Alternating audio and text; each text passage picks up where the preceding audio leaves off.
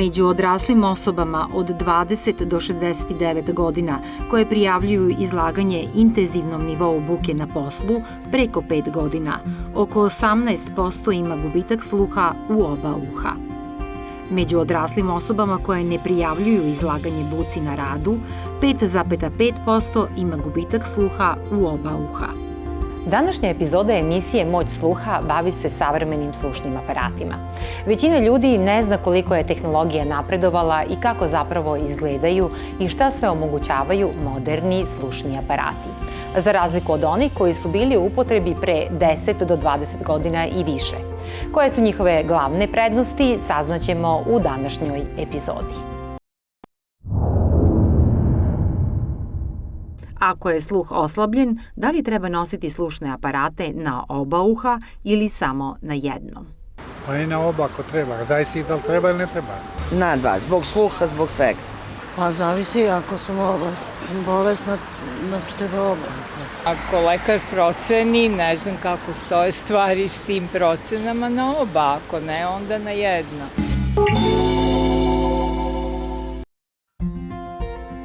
U današnjoj epizodi vas vodimo u Niš, kod doktorke Emilije, kako bi nam pojasnila da li je važno da čujemo podjednako dobro na oba uha i zašto, i kako bismo saznali koja je njena preporuka u vezi sa nošenjem slušnih aparata.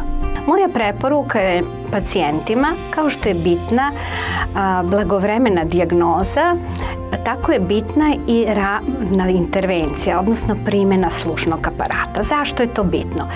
Jer će biti bolja percepcija zvuka, percepcija govora. Omogućit će se našim pacijentima bolja komunikacija, smanjit će se socijalna izolacija, povećati se veća društvena aktivnost, a samim tim će sve to uticati na kvalitet života naših pacijenata i smanjit će se potencijalna mogućnost da sve to oštećenje sluha i ta smanjena komunikacija utiče na psihičko stanje našeg pacijenta. Čak može se javiti i depresija zbog oštećenja sluha. Znači preporuka što ranija i slušna amplifikacija. Veoma je bitno da čujemo na oba uha, zato što se tako ostvaruje binauralno slušanje, koje je veoma bitno jer zvučni stimulus preko slušnog puta dolazi do mozga i time se ostvaruje binauralno sumiranje, odnosno pojačava se intenzitet zvuka i govora. Veoma je bitno jer to binauralno slušanje omogućava, daje taj prirodan zvuk, omogućava razumljivost govora, naročito kada je prisutna pozadinska buka. Binauralno slušanje je bitno i zbog lokalizacije i izvora zvuka i pravca odakle dolazi zvuk, što je veoma bitno za, naročito kod pacijenata kod kojih dolazi do oštećenja sluha, a ne primenjuje se binauralna slušna amplifikacija, nego samo jedan slušni aparat. To stereo slušanje nam omogućava, znači, daje što prirodniji zvuk. Kada pacijent nosi samo jedan slušni aparat, a trebalo bi da nosi oba slušna aparata, šta se dešava? Pa kao što sam navela, bit će otežana lokalizacija izvora zvuka. Može se javiti otežano razumevanje govora, naročito kada je prisutna pozadinska buka. Može se javiti i ta potreba našeg pacijenta da pojačava, znači, slušni aparat koji ima, a to ne bi se dešavalo kada bi se primenila binauralna slušna amplifikacija, jer bi došlo, kao što sam ranije navela, do binauralnog sumiranja. Tako da je tu veće angažovanje samog kognitivne funkcije kod pacijenata i može se javiti i zamor. Znači, preporuka binauralna slušna amplifikacija.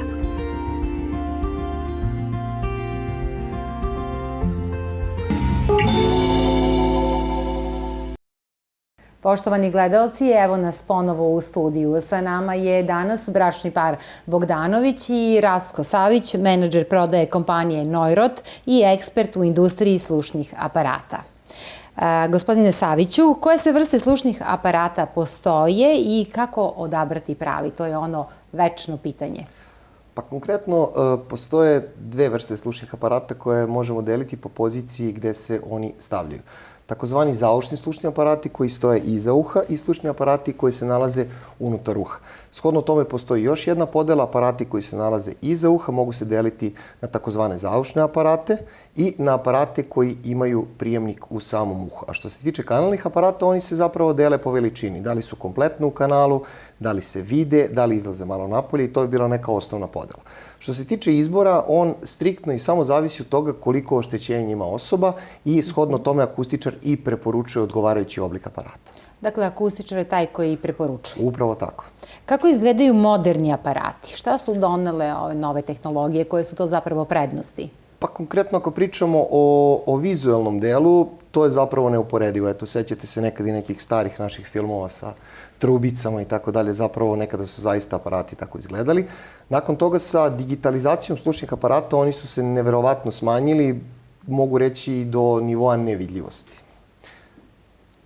I sad ono što i meni nije bilo jasno, a pretpostavljam i našim gledalcima, ono što treba da nam objasnite, šta je to binauralna amplifikacija i zašto je ona važna? Dakle, kad ovako neki izraz koristimo, zašto je on zapravo važan da... Prvo da svedemo na narodski jezik, to je zapravo nošenje dva slušna aparata. Zašto je to važno? Pa priroda nam je dala dva uha. Tako. Kada nam nestane sluh na oba uha, mi moramo da amplifikujemo oba uha, to je da stavimo slušne aparate na oba. To je neverovatno važno ne samo zato što nekada kada izgubimo sluh na oba uha, mozak jednostavno više ne može da se snađe u prostoru, a kada stavimo jedan aparat na obostrano oštećenje, mi zapravo gubimo tu moć. Tako da pored toga što je to jako važno, to može da bude i opasno. Jedan primer je saobraćaj. Konkretno u saobraćaju možete čuti nešto, ali i ne znate odakle opasnost dolazi. Taman ću da se nadovežem na vas. Sa nama je gospodin Dejan Bogdanović, već sam vas najavila. Da li vi koristite dva slušna aparata ili jedan? Dva komada. Kada ste primetili da imate problem sa sluhom? Pa pre možda jedno 7 godina sam primetio, ali nisam opet pažnju da sam ja, mislim da ja čujem, ali na kraju kad sam se gospođa Milica Bogdanović je vaša supruga. Sa suprugom, ona primetila da ja slabije čujem. Dobro, hajde da čujemo nju. Šta vi kažete? Kako ste vi primetili kod vašeg supruga da on ima oštećenje sluha? Pa on je, bukvalno nije reagovao. Dok ne počnemo glasno da govorimo, nije reagovao kao da nas ne čuje. Ili ako ne vidi da mu se obraćamo kao da ne postojimo, da nas nema. I prvi pregled je bio pre 7 godina kada je on shvatio da ima oštećenje, ali nije prihvatao i nije hteo aparat. Do momenta dok nismo otišli u Neurot i tu je prihvatio definitivno da hoće da nosi aparate i da mu oni I kako sad izgleda vaš zajednički život? Šta se poboljšalo? Mnogo tiše i mnogo bolje se razumem. Eto, tako. Nema buke, nema vike, nema glasnog televizora, nema nervoze, jer to ne čuti stvara veliku nervozu i kod njega i kod nas, jer jednostavno nema komunikacije adekvatno. I gospodine Bogdanoviću bih za kraj pitala da li je nošenje slušnih aparata prijatno? Nego sada je, ne samo da je prijatno, nego je, kako bih sam ja u tom smislu, ekstra. Znači, ja bih svako preporučio ko ne čuje, znači ko slabo čuje da uzme aparate, znači da proba. Gospodine Saviću, koju vrstu slušnih aparata nosi gospodin Bogdanović? Gospodin Bogdanović nosi premium model slušnih aparata, a to je model RIC. Oni su zaušni, nisu kanalni, ali kao što možete da primetite, oni su skoro i nevidljivi. Gospodin će da pokaže. Ono što je jako interesantno i ono što smo čuli od gospodina Bogdanovića, to je da je gospodin Bogdanović čekao 7 godina da bi se javio, a to je nažalost upravo statistički podatak. Ljudi na svetu čekaju 7 godina da bi se javili da testiraju svoj sluh, što je, složit ćete se, jako problematično. Ono što je jako važno da svi ljudi koji primete oštećenje, da ne čekaju 7 godina, da ne čekaju ni 7 dana, već da odmah dođu i potpuno besplatno testiraju svoj sluh i nakon toga, ukoliko ima potrebe, uzmu slušne aparate na 2 nedelje potpuno besplatno da ih testiraju. Dakle, sve vreme ono što i govorimo kroz ove naše emisije je zapravo da se kogod primeti da ima oštećenje sluha, da se odmah javi lekaru. Hvala vam još jednom na gostovanju, hvala i vama, poštovani gledaoci.